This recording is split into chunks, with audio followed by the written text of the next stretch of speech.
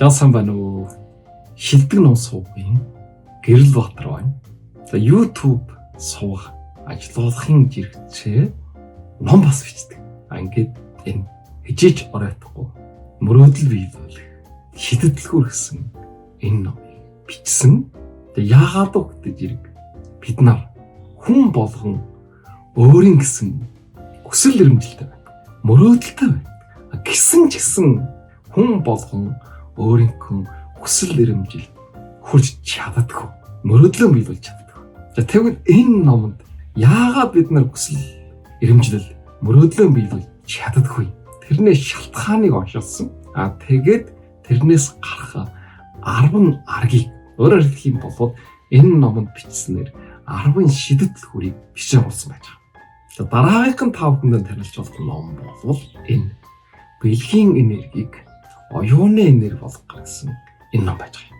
За яагаад энэ номыг бичсэн бэ гэх юм бол хүнд байдаг хамгийн хүчтэй энерги нэг нь энэ дургслын энерги юм байна. Тэгэхээр энэ дургслын энергийг хэрхэн зарчуулж амьдралдаа өрөвдөлтөд хэрэглэж чадчих нь үгүй байна уу гэдэг нь цом ажиргалтай амжилт бүтээлтэй амьдрч чадахгүй юу гэдгийг шийдэх юм байна гэдгийг ойлгосон. Тэгээд энэ номонд бичиж орсон юм байна. За энэ дээр бүр бэлгийн золоогоо хатгаж чадах юм бол ертөнцийн жолоог ятгах нь гэж орсон. За энэ ном өнөөдөр англи хэлэн дээр орчуулгдсан, япон хэлэн дээр орчуулгдсан. Тийм учраас өөр юм дуртай хэлээр сонсож болно. За бас эм бүгд орсон байж байгаа. Тийм учраас ажиллагаа хийж их үе, машин бараад явж явах үед, бүр замын төвжрэлд байх үе сонсоход хамгийн тохиромжтой. Энэ дээр нэмээд бас нэг баяртай чимээ юу гэх юм бол бид нартай адилхан гадаадын улс оронд амьдарч ирсэн гэсэн.